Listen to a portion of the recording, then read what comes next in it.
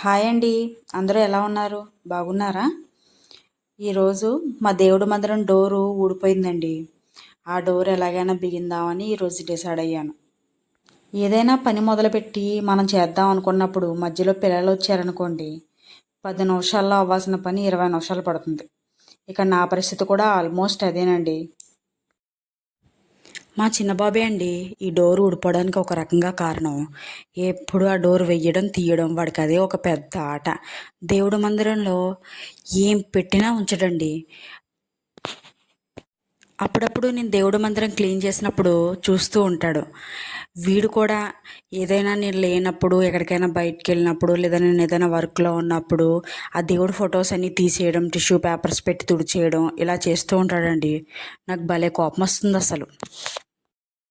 అమ్మా, దేవుడు మందిరం క్లీన్గా లేదు, నేను క్లీన్ చేస్తున్నాను, నీకు హెల్ప్ చేస్తున్నాను అంటాడు.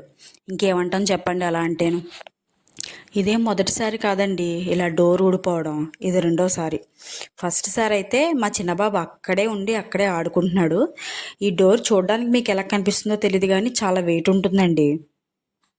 ఫస్ట్ సారి ఊడి పడిపోయినప్పుడైతే నాకు భలే భయమేసింది. మా చిన్నోడు అక్కడే పడుకుని ఆడుతున్నాడు. వాడి మీద ఏమైనా పడితే ఇంకేమైనా ఉందా, కాళ్ళు చిన్న చిన్న కాళ్ళు నొప్పి చేసేస్తాయని చాలా టెన్షన్ ఫీల్ అయ్యాను. కానీ దేవుడి దయ వల్ల వాడికి ఏ దెబ్బ తగలలేదు. ఇప్పుడు రెండోసారి ఊడింది. ఇప్పుడైతే నా కాలు మీద పడింది.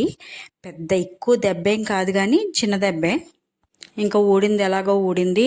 ఈ డోర్ లేకపోతే ఇంక అసలు దేవుడిని అసలు ఒక్క ఫోటో కూడా ఉంచడు, అన్నీ తీసి బయట పెట్టేస్తాడు అని నేను మా పెద్ద బాబు కలిసి మళ్ళీ దాన్ని యథావిధిగా బిగిందామని ట్రై చేస్తున్నామండి.